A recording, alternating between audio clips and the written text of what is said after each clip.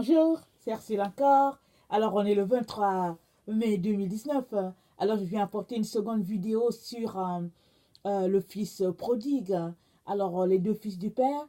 Et je parle du fils prodigue dans une seconde vidéo. Amen. La première est déjà en ligne, en train de se mettre, en train de se faire loader, pardon. Alors, je viens apporter la seconde. Et là, je parle des fils prodigues qui sont dans l'église et qui ne savent pas qu'ils sont fils prodigues. Amen. Alors, qu'est-ce que ça veut dire prodigue? Un fils prodigue, c'est quelqu'un qui dilapide ses biens. C'est quelqu'un qui dissipe son patrimoine en dépenses inutiles et puis folles. Ok? Alors ici, on peut juste s'arrêter au stade d'argent. Alors si on s'arrête au stade d'argent, on peut dire non, je ne suis pas fils prodigue parce que je gère bien mon argent.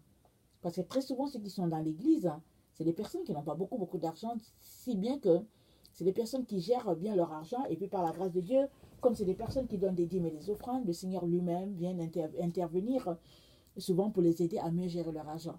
Mais ici, on parle des fils prodigues en relation avec le comportement de ce jeune-là. Alors, nos biens, ils ne sont pas juste les biens matériels. Qu'est-ce que le Seigneur Jésus-Christ nous a dit dans la parabole de l'économe infidèle?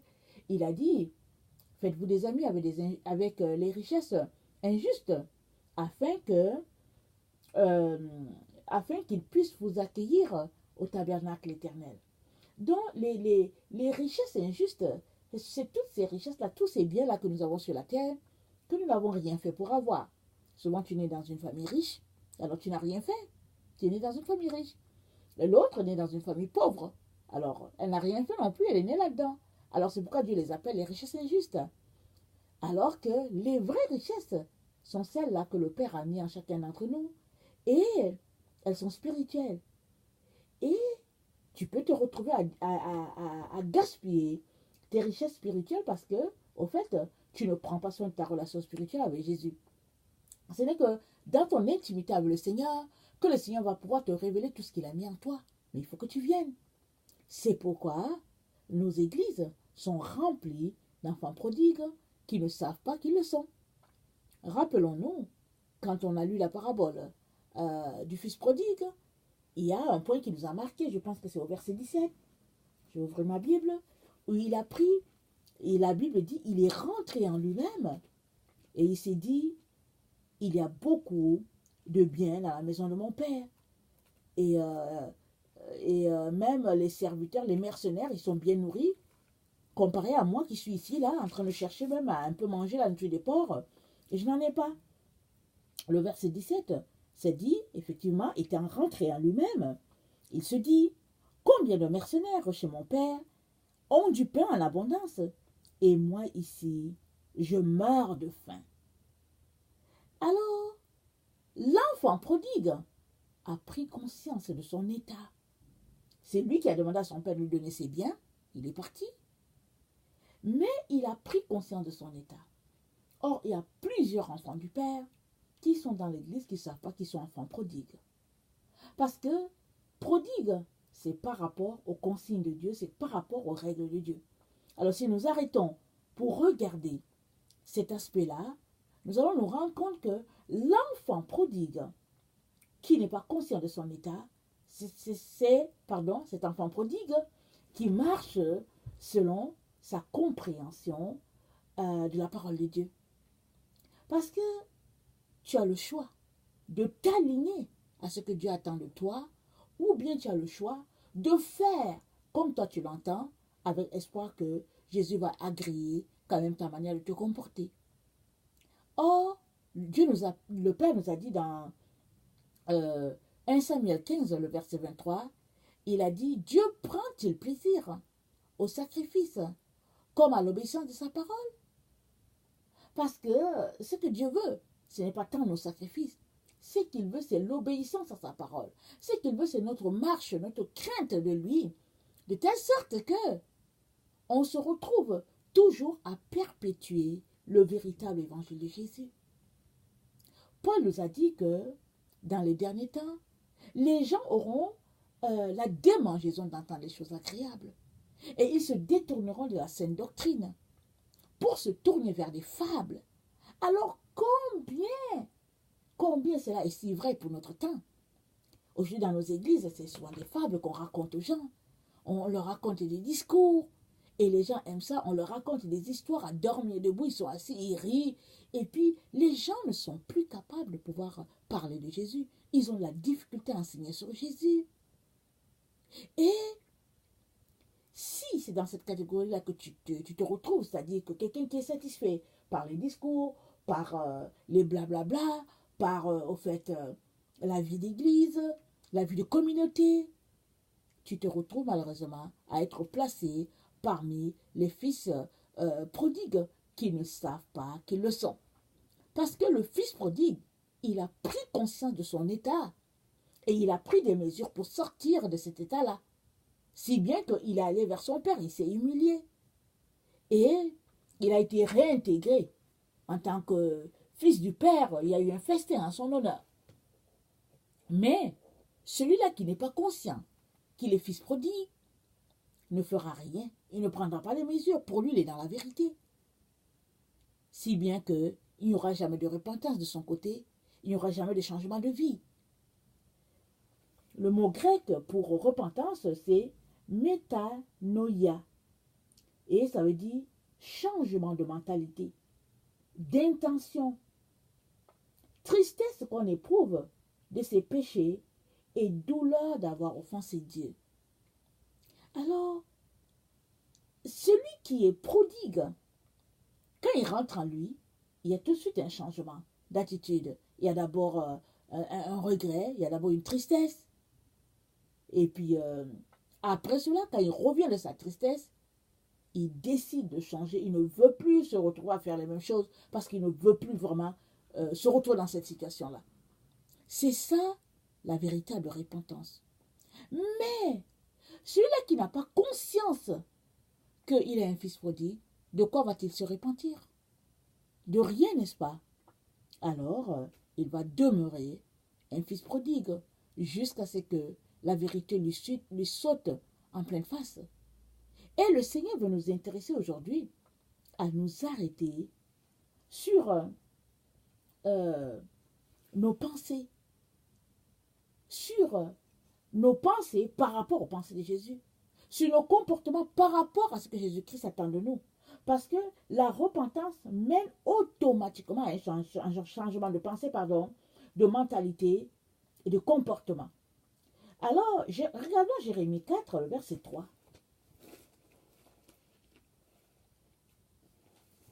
Jérémie 4, verset 3. Excusez.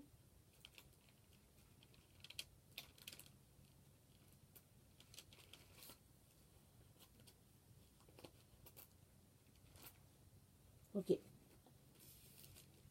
Car ainsi parle l'Éternel aux hommes de Juda et de Jérusalem, défrichez-vous un champ nouveau et ne s'aimez pas parmi les épines.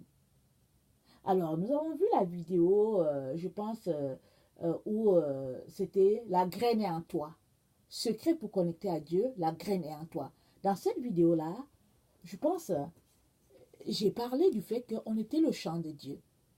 Alors, si tu es le champ de Dieu et que Dieu a semé une graine en toi, non seulement il est important que tu cherches cette graine-là jusqu'à la trouver, parce qu'il est important que tu connectes à cette graine-là, parce que c'est une graine de lumière, et elle est ton ADN, elle détermine qui tu es. Mais une fois que tu as connecté à cette graine-là, il est important que tu enlèves les mauvaises herbes de ton champ, parce que tu es le champ. Alors, enlever les mauvaises herbes, ça commence par un changement de pensée. Si tu ne changes pas tes pensées, ton attitude ne changera pas, n'est-ce pas?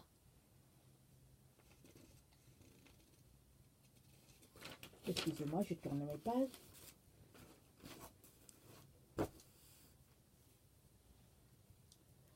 Ézéchiel 2, le verset 11, nous parle aussi de quelque chose de très intéressant. Ézéchiel 2, le verset 11.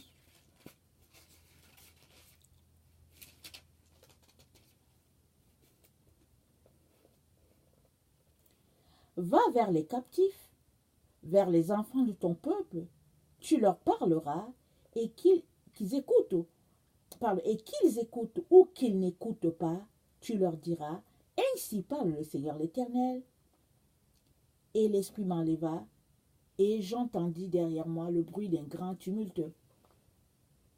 Attendez. Ok, le verset 11. Va vers les captifs, vers les enfants de ton peuple, tu leur diras, et qu'ils écoutent ou qu'ils n'écoutent pas, tu leur diras, ainsi parle l'Éternel. Alors, il est important qu'on puisse marcher selon ce que Dieu dit. Ainsi parle l'Éternel. Dieu dit toujours quelque chose à ses enfants. On ne peut pas marcher selon la vanité de nos propres pensées. On peut marcher selon la vanité de notre cœur. On est appelé à marcher selon ce que Dieu dit pour ne pas être retrouvé, classé parmi les fils prodigues. Ceux-là qui ne savent pas qui le sont et qui sont assis peinards dans les églises, contents du fait que Dieu les approuve et tout, alors qu'au fait, ils sont classés enfants prodigues. Et l'enfant prodigue de la Bible, lui, il s'est repenti. Mais tu peux demeurer enfant prodigue toute ta vie et te retrouver à séparer à tout jamais de Dieu parce que tu n'as jamais pris conscience de ton état et tu ne t'es jamais repenti. Mais c'est ta responsabilité de prendre conscience de ton état. C'est ta responsabilité. Alors ceux-là qui vont passer leur temps toujours à accuser les autres vont dire que oui, tel n'a pas fait ceci, et puis Dieu n'a pas été clair, et puis bon voilà ceci. Mais non, c'est notre responsabilité, chacun pour sa part, à prendre conscience de notre état. Tant il est vrai qu'on s'est réclamé de Dieu, ou bien qu'on se réclame de Dieu, il est donc important qu'on s'assure que tout ce que nous faisons sied vraiment à ce que Dieu veut pour nous. Amen. Alors, Romains 12, le verset 1 à 2.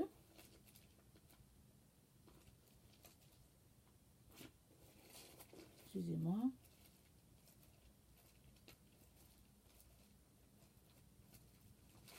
Romains 12, le verset 1 à 2.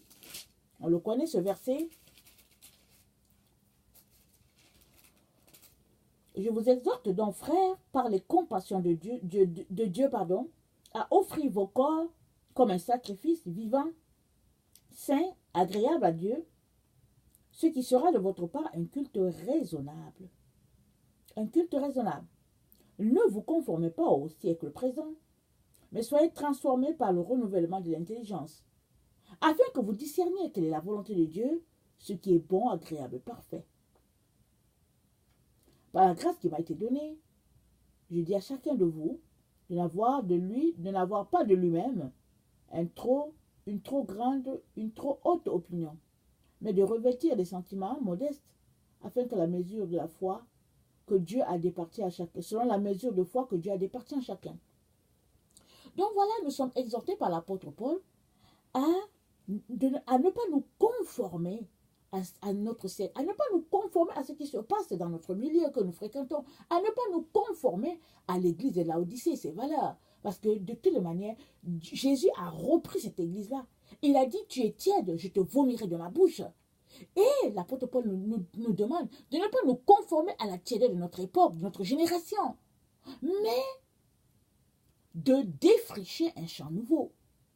Alors, il est donc important que nous puissions veiller à nous débarrasser de tout ce qui est saleté spirituelle, afin que ce que nous sommes, c'est-à-dire nous-mêmes, nous soyons une terre fertile, une terre débroussaillée, une terre vraiment apte à recevoir la bonne semence et à produire des bons fruits. Il est important que tu puisses trouver du temps pour toi-même, pour régler ces problèmes-là. Ne compte pas sur ton pasteur, sur un ancien de ton église, sur un diacre. Non, c'est ta responsabilité. Vous savez, les enfants de la maternelle, ils aiment toujours dire « je suis capable ». Et souvent, même, ils n'arrivent même pas à prononcer le mot. Ils vont dire « oh, je suis capable, je suis capable ». Les enfants déjà de maternelle, 4 ans, 5 ans, te disent « non, je suis capable de le faire ». À combien plus forte raison, nous, les adultes, qui croisons les mains et laissons la responsabilité de notre vie, de notre âme, entre les êtres humains? Non, qu'ils ne soient pas ici au milieu de nous, frères et sœurs. C'est ta responsabilité. C'est la mienne de veiller sur nos âmes. Il est donc important que tu t'arrêtes, que tu te questionnes sur ton état spirituel. Est-ce que tu es reconnu par Dieu comme l'enfant légitime du Père et Dieu nous appelle tous à l'être? Et si ça ne l'est pas, es-tu fils prodigue à quelque part? Es-tu en train de dilapider tes biens spirituels de telle sorte que tu ne pourras même pas te pointer devant Dieu un jour? Parce que Dieu a mis une semence en toi. Il t'a appelé, il t'a envoyé sur la terre pour faire quelque chose de bien précis. Mais si tu ne connectes pas à cette chose, comment vas-tu refléter parfaitement Christ? Comment? Excusez-moi.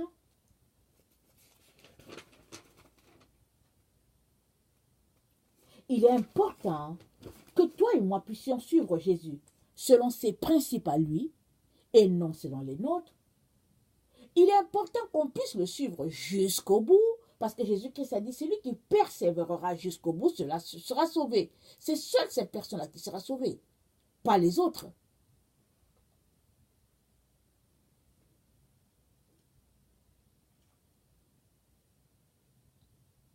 Il est donc important que tu t'assures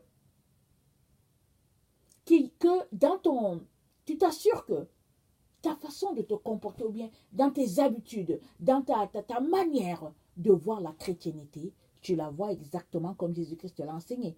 Parce que Paul nous a dit quoi? Il a dit la base, le fondement a été établi par les disciples. Et puis la pierre angulaire, c'est Jésus. Et puis Paul a dit, on ne va pas mettre un autre fondement que Christ.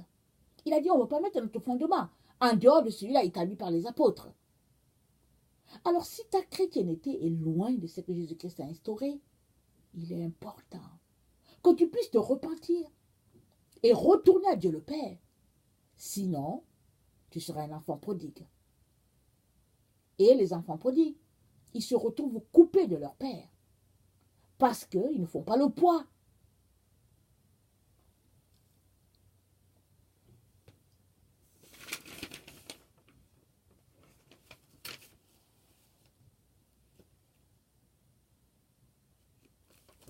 Le fils prodigue avait quelque chose qui l'a distingué de son frère aîné. C'était ses pensées. Il voulait faire quelque chose de sa vie. Et il ne voulait pas rester là, les bras croisés, parce qu'il était le second. Et malheureusement, ses pensées étaient des pensées tordues. Et ses pensées l'ont mené là où il est arrivé. Tes pensées à toi sont-elles conformes aux pensées de Dieu? Sont-elles selon les pensées du Père? Parce que l'amour de Dieu va se mesurer en fonction aussi de nos pensées. Parce qu'il a dit, écoute Israël, l'Éternel ton Dieu est le seul Dieu. Tu aimeras le Seigneur ton Dieu de tout ton cœur, de toute ta pensée, de toute ta force. Et tu aimeras ton prochain comme toi-même. Alors les pensées seront pesées devant le Père. Alors, à quoi sont tournées tes pensées à tous les jours? Sont-ils tournés vers Dieu le Père ou bien sont-ils tournés vers ton cellulaire, ton iPad, les réseaux sociaux, comme cela est de nos jours? Aujourd'hui, les gens ne sont plus capables de rester comme ça. Il faut qu'ils soient en train de pitonner sur leur cellulaire. Et quand tu parles avec eux, ils ne sont pas capables de te regarder dans les yeux parce que tellement, il faut qu'ils jouent sur le cellulaire qu'ils te disent « Oui, oui, je t'écoute ». Et ils sont en train de jouer sur leur cellulaire. Alors, où t'en trouves-tu avec tes pensées? La clé se trouve là. Pour ne pas te retrouver à être un fils prodigue qui ne marche pas selon Dieu. Un fils prodigue qui n'a pas pris conscience de son état. Si tu ne prends pas conscience de l'état dans lequel tu te trouves, tu vas demeurer fils prodigue à tout le temps, à tout moment, à toujours. Parce que le fils prodigue, la Bible dit, il est rentré en lui-même. Et il a dit, j'ai péché contre le ciel et contre toi, Père. Je ne suis pas digne d'être appelé ton enfant. Prends-moi comme l'un de tes mercenaires. Une fois qu'il a pris conscience de lui-même, il s'est aussi humilié. Et on voit que le père l'a reçu et tout. Et on comprend qu'un tel enfant, il va tout simplement s'aligner parce qu'il voit la grâce de Dieu. Il a vu la grâce que lui a accordé son père. Parce qu'il a dit, je ne mérite pas d'être appelé ton enfant. Parce que tu es tellement bon, je ne mérite pas. Il a fallu qu'il saute de la maison pour aller voir ce qui se passait dehors. Et quand il est arrivé dehors, il a vu que chez son père, il était mieux. Même les mercenaires étaient très très bien traités. Ils avaient du pain en abondance.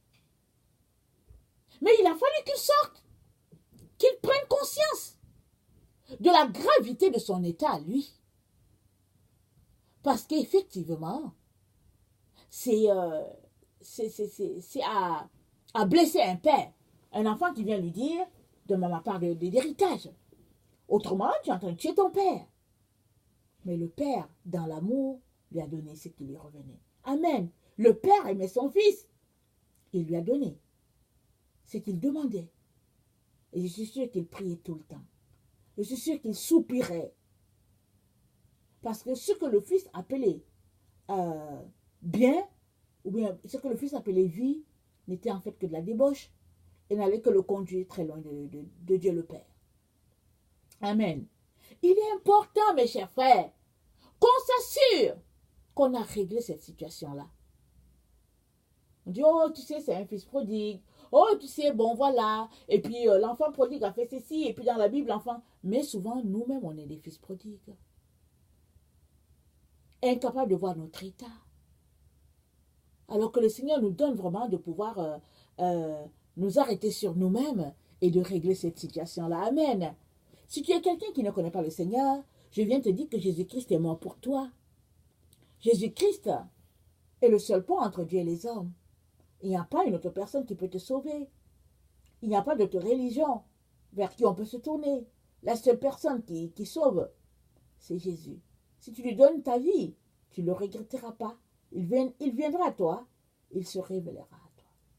Je sais que ce n'est pas toujours facile, surtout quand on sort des religions où les gens sont tellement sévères et qu'on peut mériter la mort parce qu'on a donné notre vie à Jésus. Mais j'aimerais vraiment vous encourager à ne pas vous bloquer par cela. Parce que Dieu pourvoit toujours pour ses enfants. Il a une solution toujours pour chaque situation. Que le Seigneur vraiment vous bénisse. Et puis, et qu'il nous donne vraiment de demeurer dans sa présence. Amen. Voilà, je vous aime beaucoup. Et Dieu davantage. Merci.